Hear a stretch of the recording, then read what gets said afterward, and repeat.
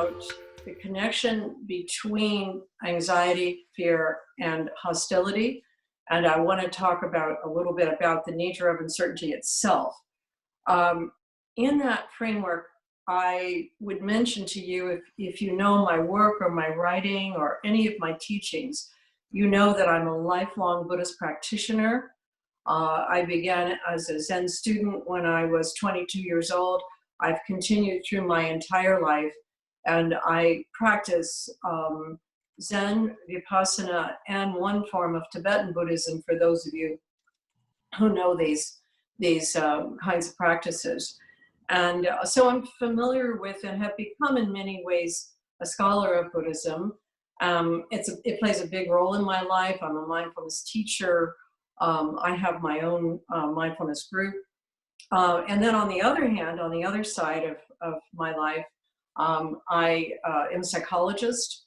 I'm a developmental psychologist. I was an academic for 15 years and taught at Bryn Mawr College for 10 years. And I'm a Jungian analyst, so I'm a psychoanalyst. I work with couples. I do something called dialogue therapy, have done that for years and years, wrote a book about it in 1984.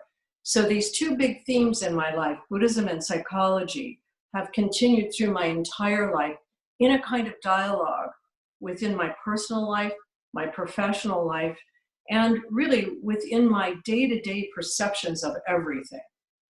So I'm never apart from those two lenses. And in large part, they do agree with each other. In other words, there are many foundations within psychology that is, of course, much younger than Buddhism that agree very, very easily with the Buddhist teachings. Occasionally, there are things that don't, but mostly the dialogue is really a good one. So I want to mention that because when I think of uncertainty and when I think of the human response to it, I'm thinking from those two perspectives particularly, and then from my own experience in my life as you have your own experiences. So during this time of this COVID virus, I, from the beginning, recognized that I was less afraid of the virus than I was of the human response to it. That what concerned me from working with human beings over a long period of time, and from doing the research for my podcast, which is called Enemies, From War to Wisdom. I did a lot of research for the podcast over time, and I came to understand, and then to have that understanding reinforced by Yuval Harari's work, particularly Sapiens, that human beings are very negative in their orientation, their general day-to-day orientation. We are motivated to see what's wrong and to try to fix it really quickly. And that's how we dominated the earth very fast. Our species got really good at control very fast. That doesn't mean that we actually control things, but it means that we have this illusion of control, and we quickly want to actually get a sense of how to predict and how to control. Now, the way that happens for humans is a bit complex, but I want to break it down before I get into the topic of uncertainty. So you all probably know that the human brain has a lot of frontal and prefrontal cortex, a lot more than other animals. Behind that, sitting right behind it, is something called the midbrain, or the limbic system. And so that limbic system causes the fight or flight kind of reactivity in us. And so it wants us to either flee or to fight when we sense threat. So it is aroused by threat. So there is an automatic arousal of something called the amygdala, which can't calm down easily. It's a fight or flight type of arousal.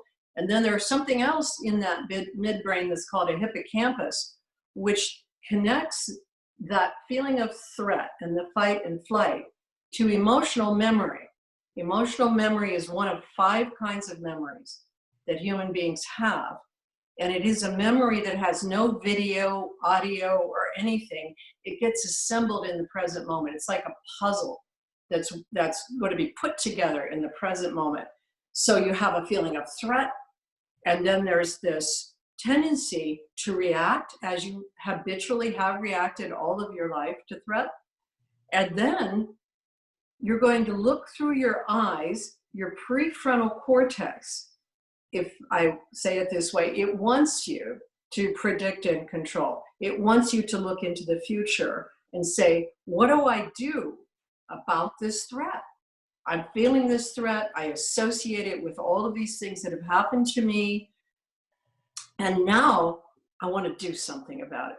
So there's a very, very strong desire in human beings to find an enemy and to vanquish it. And we see that through the history of Homo sapiens. We've been at war about 95% of the time that we've been on Earth. And that sense of being at war is so ordinary for us that it's very difficult for us to pull back from it. So I hope you can get that picture of who we are as a species and how difficult it is for us to deal with uncertainty because we can't hold it in the framework of, I don't know. Like, I don't know what's going to happen. Instead, we have an automatic, all of us, desire to react by nailing down what's happening, predicting and controlling. Now that has, as a reactivity, you might say, helped us survive. It has also helped us dominate the earth. It has helped us dominate other species. It has helped us destroy a lot of the environment in which we live. And so it's an instinctual response, and we all have to cope with it. If you don't cope with it, it will cope with you. So either you figure out how to respond to your desire to predict and control, or you will just go with that desire. So I hope you can see that. I mean, from a Buddhist perspective, there are 3 poisons or toxins that are a part of our experience. And those are greed, hatred, and ignorance. Greed, hatred, and ignorance. You can see how the greed aspect is the desire to hold on to what you feel like works for you. The hatred aspect is to push away, attack, or run away from what you think is your enemy or what's not working. And the ignorance is the ignorance of the fact that you are embedded in everything that is around you and that it's all really a part of you. You can't control it in the way that you try to respond to it. So from the Buddhist perspective, the Buddhists have been looking at this reactivity in human beings for 2,600 years, basically. And they've tried to come up with methods for helping. That is, over the long history of Buddhism, from its beginnings in India into its developments throughout Asia, but especially in China and Vietnam, Japan, Korea, and Tibet, the practitioners have been trying to help with what they could see as our automatic desire to predict, control, and to push and pull on our experience. We have a very hard time, and you must see this in yourself, just allowing things to be. We want to do this other thing. So I want to say then something about uncertainty itself and what it is teaching and how much a part it has always played in a Buddhist way of looking at the world, as well as to some extent in psychology, although most of the way it's been looked at in psychology is more through the lens of the illusion of control. And so if you are familiar with psychology, that is actually an area that you can Google. It's called the illusion of control. You can also Google the optimism bias and also something called attribution theory. All of these show this desire to control as being a big part of what human beings are doing.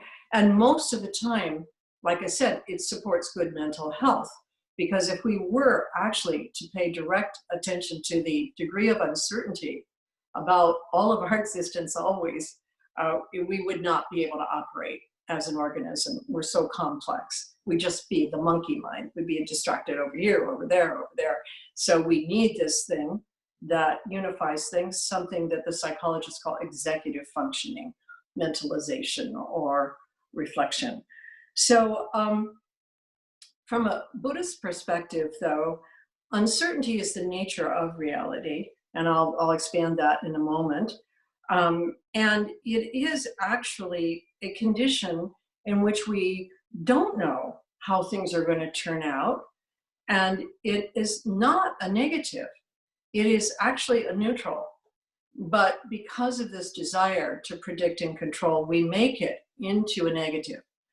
So, the fact is that the existence that we're in is the world of life and death, good and bad, surrender and control, expansion and contraction, breath in, breath out.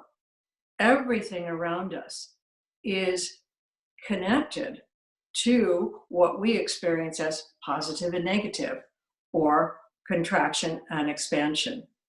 I think I missed a little bit in telling you about the negative response of the natural desire to control, because I didn't say that most of our emotions, the majority of our emotions that motivate us, are negative. They're contractive. They want to protect us. So our self-conscious emotions, which are our social emotions, will motivate us to compare ourselves to others, protect ourselves, and promote ourselves. And then our primary emotions, which are there at birth and develop over time with us, again, tend to motivate us more into the contractive side.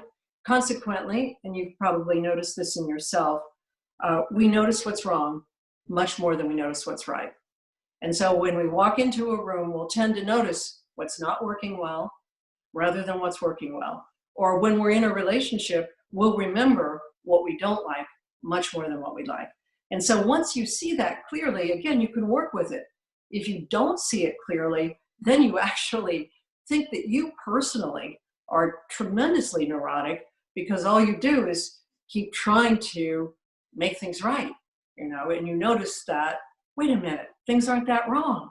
So it's, again, within the human domain that we have the tendency to predict and control and react negatively. So back to uncertainty. So our lives here in what the Buddhists call samsara, the wheel of life and death, this is a place that when you sign the contract to come in here, you're also going out at the same time. From the moment you come in, life and death are bound together. From the moment you're conceived. And you know that, except you don't think about it a lot, probably. And so as we're moving through every day, life and death are entangled. Good and bad are entangled. I did a piece recently on my Psychology Today blog and quoted the Russian author Solzhenitsyn in a quote that often gets quoted, that says basically that good and bad run through the heart of every human being. And if you're going to try to get rid of the bad, you have to get rid of part of your heart. So to know that all of us have the contractive and also the fear aspects, and we all want to find an enemy, we all want to vanquish that enemy, and we all have the feeling that we'd be safer if we did that. But that is an illusion. That's an illusion. That's not the fact of it. So it's really important in this moment of uncertainty. So what is uncertainty? Uncertainty is just not knowing the future. It's not knowing what's going to happen. It's not knowing what's going to happen moment to moment, and not knowing what's going to happen tomorrow. And that not knowing plays an important role in our lives if we can actually recognize the domain of life that we inhabit, and how to inhabit that domain without causing more misery and suffering for ourselves or others. So I want to talk then a little bit about the nature of reality, and Lori's going to put up a slide called The Nature of Reality. I feel like I'm doing a really deep dive here into a number of topics, but I don't seem to be able to talk to people without doing that. So I've kind of accepted in myself that I'm not going to give anybody any simple version of anything because I don't experience it that way. So what we're going to look at here just for a moment is the Buddhist teaching on the nature of reality. When I say the nature of reality, this is called the marks of existence in Buddhism. That's more accurate because it's from the point of view that when you come into existence, this is what you're going to experience. A quick way of remembering this is reality is imperfect, impermanent, and impersonal. Imperfect, impermanent, and impersonal. And that is a certainty.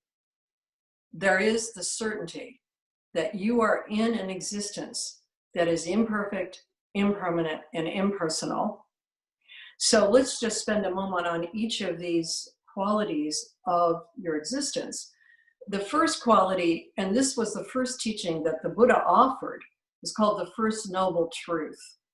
And it's basically that this existence is stressful, it's filled with discontent, restlessness, confusions, and if you're just walking around in it, it's off center.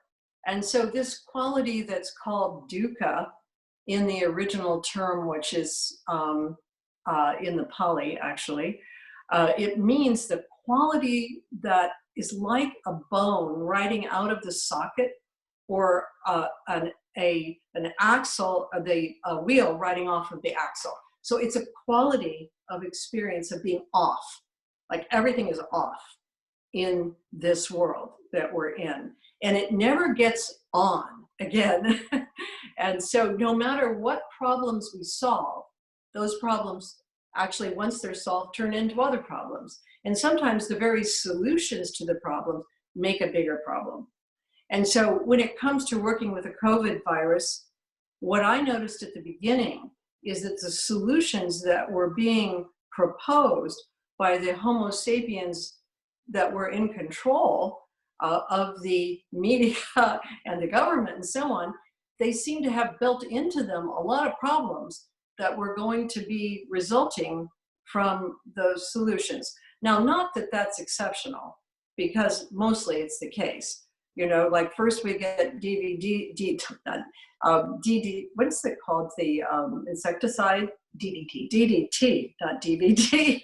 DDT to kill the insects, and then the DDT is killing us, and then we stop the DDT, and then we get malaria, and so on and so forth. So you get the picture that this is a very unsatisfactory place we're living in, cannot solve the problems. You can try, and you want to have compassion and so on, but it won't work in the long run. Second quality is that it's impermanent. Everything is impermanent here, and that has both its plus and its minus side. On the minus side, often we think that our death is an enemy, and we should do everything to move away from death. And so we think of our own impermanence as a problem, which gives us stress. And we think of the people that we love and that we're going to lose, and the things that pass through our lives that will change and never return again. And we feel grief, and we feel that we should change that because there's something wrong with it. And also, then we have a very good meal or a very good picnic or a day at the beach, and we want to repeat it. We want it to be just the same again, and it can't happen. So we don't like that much either. So that's kind of the negative side of impermanence. On the positive side of impermanence, any pain or difficulty or fear or anything is going to change. And it doesn't stay for very long. If you pay close attention, you'll see that your feelings come and go in about every 30 seconds. It's only the narrative that you keep talking to yourself about that holds them longer than that. So things come and go rapidly in our existence. And yet we experience this desire to either hold on or to push it away, or we just don't know what to do at all. We're totally confused and ignorant. So the third quality, the impersonal quality of the nature of reality here, is harder to explain and harder to conceive sometimes. I think that the best way that I have of thinking about it, and this is the so-called no self, the anatman aspect of reality, the best way that I have of thinking about it is to think about the fact that all causes, all conditions, including my own life and everything I'm experiencing, all of it is contextualized in a very big, going out to the big bang, going out all the way. So that if I imagine, oh, what would have happened if I went to California instead of going to Vermont, and I begin to follow that track? Well, if I had gone to California instead of Vermont, the whole universe would have to be different, all the way back to Big Bang, because everything is dependent on everything else. Everything is flowing through, and it's happening in a way that makes us so fundamentally connected, and also so little in control of our actual lives, because most of the causes and conditions that we exist in are not as a result of our own actions. We're living in that, as the wonderful spiritual teacher Richard Rowe said just recently. You know, you're living in your life isn't living in you. And so again, that lack of control, that overall sort of impersonal sense of our lives, the illusion of control gives us the feeling that we're responsible for things we're not responsible for. For example, you might feel you're responsible for some misery because you chose a relationship with somebody else, but obviously that relationship has so many causes and conditions. It's not because you chose it that you're having certain experiences.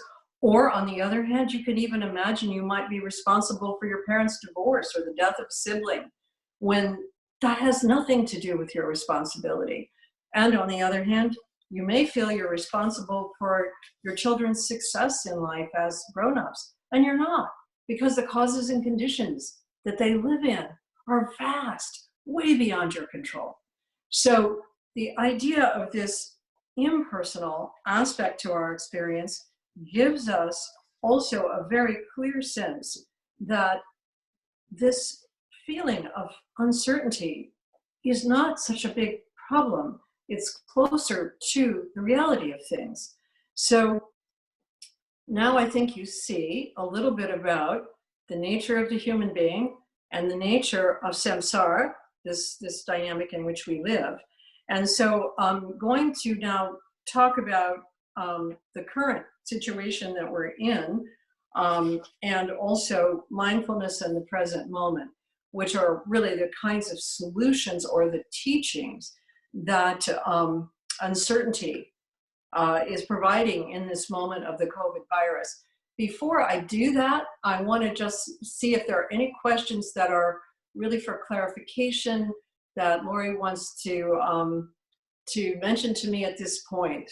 I've opened up the chat to everyone, so if anyone wants to send any thoughts or questions at this time, I will share them with Polly. So anything that anyone wants to reach out now, or even while she's speaking, and I'll just hold them until we get to a Q&A portion, and we can do it then.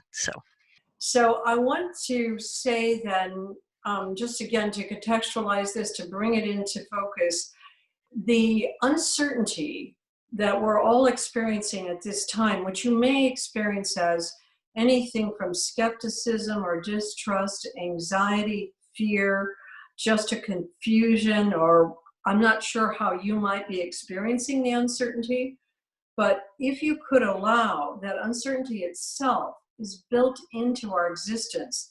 It's not something that's being caused by the condition of the COVID virus, but the COVID virus is bringing it into focus for us so that we're all faced with a situation that we know has not been figured out and that has big implications for how we're living with our loved ones, how people all over the world are living right now, and really with what we could say is going to be the future because of the economics of our existence in the way that we live right now.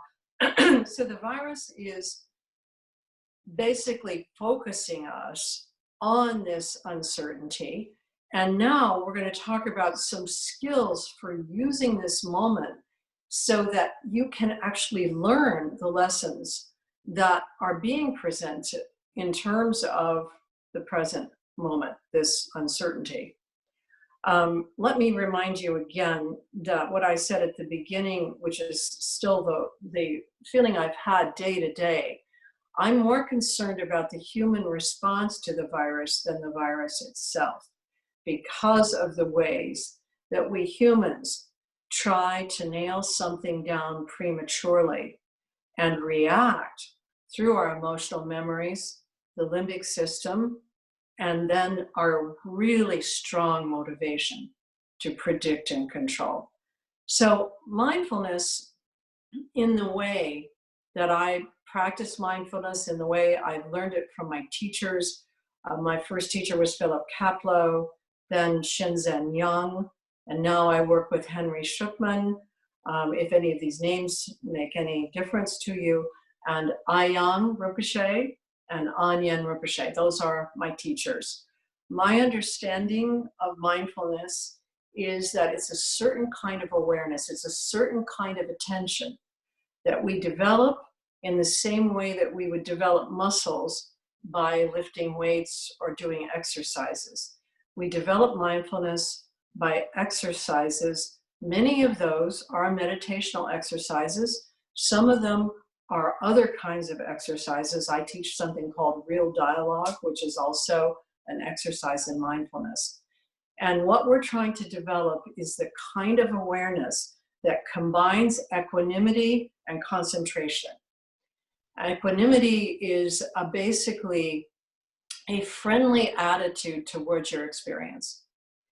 It's what you might call a gentle, matter-of-fact awareness of your experience. You're not pushing and pulling on it. And you have to have a degree of relaxation in order to actually feel equanimity, or a degree of neutrality at least. Concentration is something that is described as single-pointed awareness. It's your ability to pay close attention to things that are coming into your perceptions moment by moment by moment. And so mindfulness is the practice of various kinds of activities that are to train your mind to develop equanimity and concentration together, which allow you to clarify your perceptions of what is happening moment to moment to moment. So if you really clarify your perceptions, then you can be in the present moment, moment by moment by moment, and you begin to see, as William Blake famously said, if we perceive things as they are, we see that everything is infinite. Everything actually radiates out of the present moment. And if you can perceive the present moment, moment by moment by moment, even if you try to perceive it, even if you can't perceive it, but you try to perceive it, you will notice that 99.99% of the time, you are okay. Everything is okay. Nothing bad is really happening. And so you're not so afraid. Your heart is more open. There is a recognition then that you can pay attention to the next moment, and you can pay attention to the next moment, and that you don't have to push and pull. You don't have to grasp. You don't have to push away. You don't have to ignore or be so confused. And remember, again, what you're paying attention to is what is arising through your perceptions. And some of those perceptions, from a Buddhist perspective, the Buddhism includes in your perceptions actually your mind. And so that narrative that's running through your mind about what's going to happen next week, tomorrow, next year, or whatever, even my narrative about how human beings handle things, that narrative is just a narrative. And it's you running through the things that have protected you in the past, or the ways you look at things and so on. But it's just you. It's not the whole world. And actually, I could say this for myself. I don't know that much. I just know my own experience. I mean, I can use the practices and I can pay attention in the present moment. And I am very interested in what's going on. And I'm very interested in human beings and how they are interested in what's going on, because that's my species. That's what I came in as. And so I may as well get involved. I can't do the rock, I can't do the ant, I can't do the bat or any of the others, but I am doing this one. So important to pay attention to that. So present moment awareness keeps you really interested, keeps you really curious, really engaged, open-hearted, open-minded, even in the midst of fear, anxiety, the desire to control, fear about your loved ones, and even in the midst of grief and loss. And some of you may know that my husband died of early onset Alzheimer's, and I went through a 10-year period of his tremendous decline, and then his backwards development, and he became a toddler and a baby. And all along, it was interesting. And it was a tragedy, but it wasn't awful, because I could pay attention to the present moment and I didn't just jump into predicting control. So mindfulness in the present moment means that we can keep our hearts open, even in the midst of loss, difficulty, fear, tragedy. And that's what we have as an advantage as being human. We have lots of disadvantages because we try to predict and control so fast, because we dominate our experience with our ideas so quickly. But the advantages that we have to do with our ability to work with our own awareness, our own consciousness. When we learn present moment awareness, when we learn mindfulness as we're walking around, we can then actually stop mid-sentence, mid-narrative, mid-pushing and pulling, and actually return to the present moment. Some people do that through their breath. Breath is a body sensation. It's expansive and contractive. Other people have other meditative techniques. I personally think that you need to find what works for you. And some of those things might not be meditation. I'm a big meditator, and I learned to meditate young. But learning meditation is also something that takes time. And so when you learn it, it takes a period of time of going through the stress of learning it in order to really get to benefits. Even though you get some benefits after practicing for a week, you do have to practice. And I myself think that people can find present moment awareness and find ways to practice mindfulness in their relationships with each other, and also in their perceptions, simply by noticing. For example, when you walk through a doorway into a room, if you can notice the colors in the room, the feel of the air on your face, something about what is in the sound of the room, the smell of the room, before you go into the narrative. And believe me, I go into a lot of narratives when I walk into the rooms of my house, because I want to straighten the pictures, or I want to clean the counters, or I want to do something like that. But I can stop and just notice also. So again, in this period of time, let's talk about the surfboard here. We want to put up this final slide. Then I'll take a few questions, and then we'll have some closing experience. So can you put up the tidal wave slide? Sure, I can.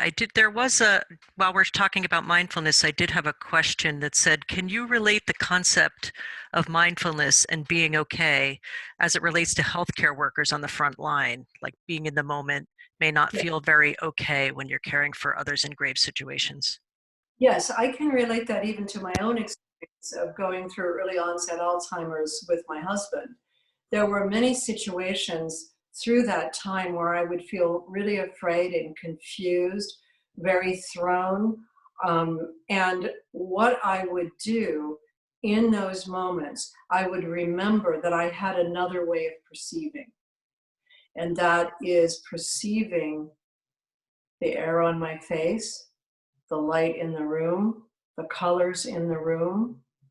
It's almost like switching a channel. If you have the skill, you switch your channel from, oh my God, what's happening here? This is terrible. I'm freaking out. I'm falling apart. Everything is miserable. Everything is, you switch the channel to, ah, present moment, uncertainty. I don't know. Let me see. Oh, interesting. Oh, there's that and that. And I truly believe, because now I've gone through, and I don't mean simply knowing people as they're dying, but I've gone through the moment-to-moment dying process with 5 of my friends, including Ed Epstein, who was my husband, the 6 days and 6 nights of his dying. I truly believe you can actually use these skills when you're actually dying, the moment to moment to moment. And so remembering that we're all dying at the same time we're living, and the healthcare workers, of course, are in extreme stress, not only because they're exposed to certain conditions, but because other human beings are around them, also ramping up the narrative. And so one of the things that we have to cope with as humans is that we talk a lot, and there's no problem with that. I'm not against talking, but we need to pay attention when we're around people, just basically how we're listening to what people are saying, how we're speaking ourselves. Are we doing things to lower the emotional threat, or are we increasing the emotional threat? Remembering that we all have that limbic system, and we all want to assemble the present moment as a puzzle that we can solve. And we're all going to assemble it through our own limbic system. And so if you can do anything with the people you're working with, the people around you, to lower emotional threat, that will help present moment awareness always. Give people the opportunity to breathe, to stop when they walk through the doorway, to look at a situation before they react. So I hope that's a helpful answer. And like I say, I've had a lot of experiences myself. Just to maybe put a little finer point on it, I also, as many people who go through early onset Alzheimer's with a spouse, we lost everything we had. We lost all of our finances because Ed was keeping the bank account. And so at the time when all of this unraveled, it felt truly like the ground was falling under me and I was going into a deep hole. But I decided, hey, I have some skills. I've been working on this stuff for years. So let me pay attention now to my own experience and not try to write it in advance. So, let me put up the tidal wave and then have some more questions. So what we're going through today as a group, in a group of Homo sapiens all over the earth, this particular moment of existence, we're all on Earth together. And so in this moment, there's this tidal wave, there's this great vast change that is happening. It's happening personally in your life. That is, everybody's affected by it, particularly if you participate in media. There are people in Vermont here, by the way, that are off the grid that don't have media. I don't know how they're experiencing this because maybe they don't know about it. But for those who are on the media and know about it, It's affecting us all of the time. When you are in a tidal wave, get on your surfboard. Your surfboard is mindfulness and present moment awareness. Now, if you've practiced surfing, you know you have a surfboard. If you practiced enough, you've got a little ankle bracelet that connects you to your surfboard. And so even though you fall off of it, you know it's close by. So you are going to fall off it. I fall off mine all the time through this experience. I have 3 people living with me in my house. They're not the people that are usually living here. I've had many times of falling off my surfboard with the people that I live with. And then I remember I have a surfboard. Oh, I could get back on that. Okay, it's close at hand. I've been working on my ankle bracelet for a long time. And so I can get back on there, and that's what you do. So when you have this capacity for equanimity and concentration, moment to moment, you can pay attention to the present moment, and you find your heart is opened. When your heart is opened, there's a natural increase of compassion. And compassion is something we haven't really talked about today, but I will be talking about that more ongoing in the courses that I'm teaching. And so I just make one comment about compassion. You are naturally compassionate. All human beings are born into a relationship that is vital for their existence. We're born inside of somebody. When we come out, we look at the face of that person, and we want that person to feel good so they can take care of us. So we know very well how to care for someone who's suffering, someone who's sad, someone who needs cheering up. We learned it in infancy. It's part of our instinct. So we have a natural instinct towards helping when there's misery. You have to turn that off to walk by a person on a sidewalk who is miserable. Or even to, this morning I had some mice that were dying in my house. It was very difficult to, we put them out, they will be killed. I mean, they were in a trap. It is very difficult for us to respond to misery without compassion. So you have a natural compassion. You do not have natural mindfulness. You have to cultivate that. You have the capacity for natural mindfulness. And when you were very, very young, an infant, before you got into learning language and culture and so on, you had more capacity for paying attention to the present moment. And so you still have that capacity, but because we're very complex as a species, and there's a lot of pushing and pulling going on, the mindfulness is something we do have to cultivate. The compassion is something that's already there. There's more to this, there's much more to this, and it has to do with love, but I won't be going into that today. So I want to take just a couple of questions, and then we're going to close with a Leonard Cohen song. Leonard Cohen, one of my great teachers, and it's a song that I think is so perfect for this moment, for this uncertainty moment, and the healing that can happen through it. So are there questions right now? Lori, I know it's about a 4-minute song, so. We do have a few questions, and just in case we do run out of time, I'll just let everyone know who submitted questions that we'll get back to you privately after this class. So there was one question: do you recommend any resource to help me understand further the concept of Anatman or the impersonal nature of reality? Look at my website. I have so much. I have a teaching I did on trauma and transcendence at Pacifica College. I did the Pacifica University. I did that last June. That whole thing is on YouTube.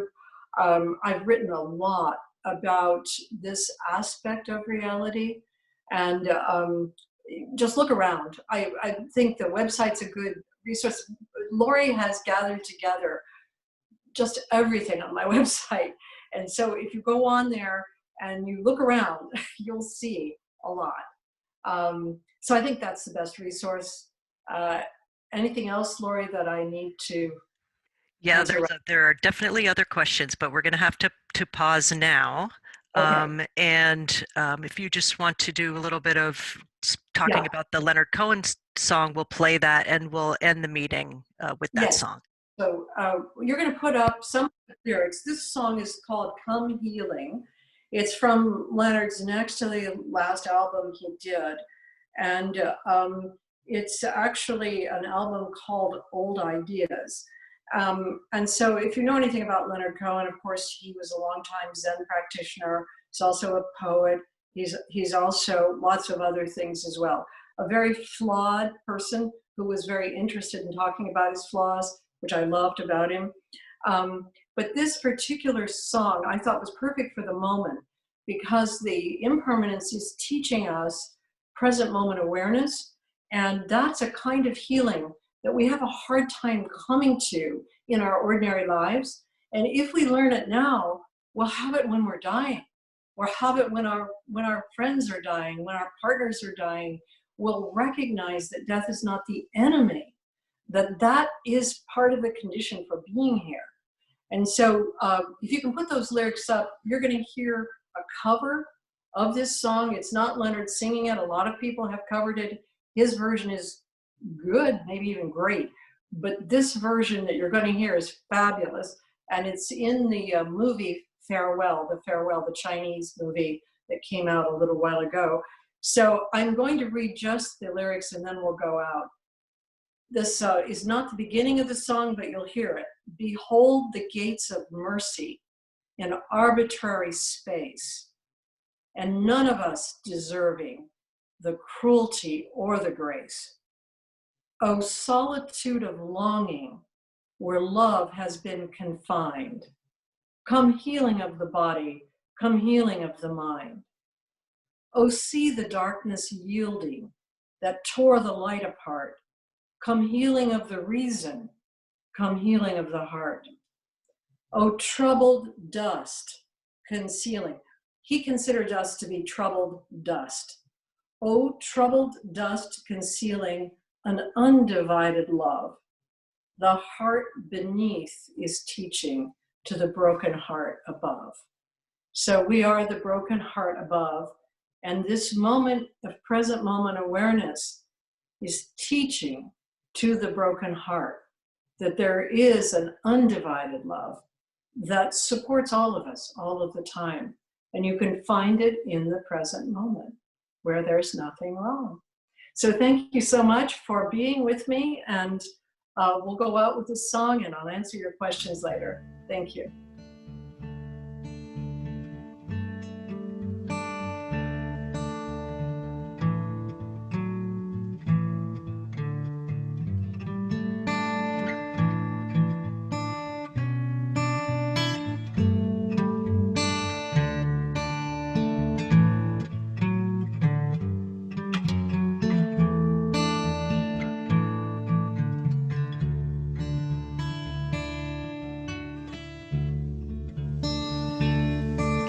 Oh, gather up the brokenness, bring it to me now.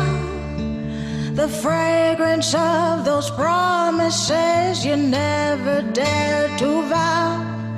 The splendor that you carry, the cross you left behind.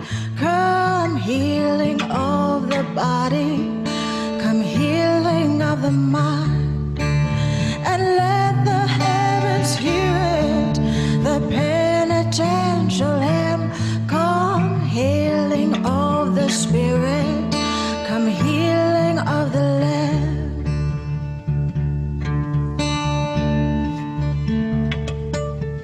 Behold the gates of mercy in arbitrary space, and none of us deserving of the cruelty or the grace. Oh, solitude of longing, where love has been confined. Come healing of the body, come healing of the mind. Oh, say the darkness yielding that tore the light apart. Come healing of the reason, come healing of the heart.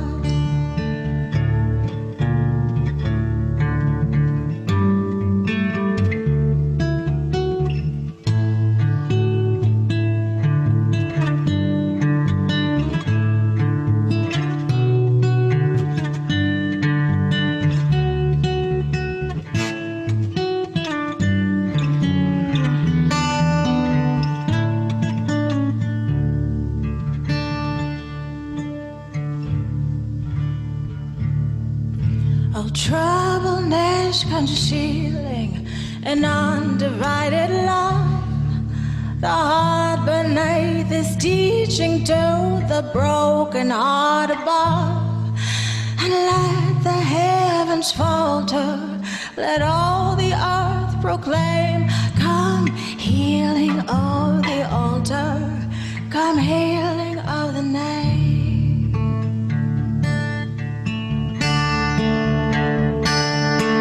Oh, longing of the branches to lift the little bud. Oh, longing of the arteries to purify the blood. And let the heavens hear it, the penitential hymn, come healing of the spirit, come healing of the land. Oh, let the heavens hear it, the penitential hymn, come healing of the spirit, come healing of the land, come healing of the spirit, come healing of the land, come healing of the spirit, come healing of the land.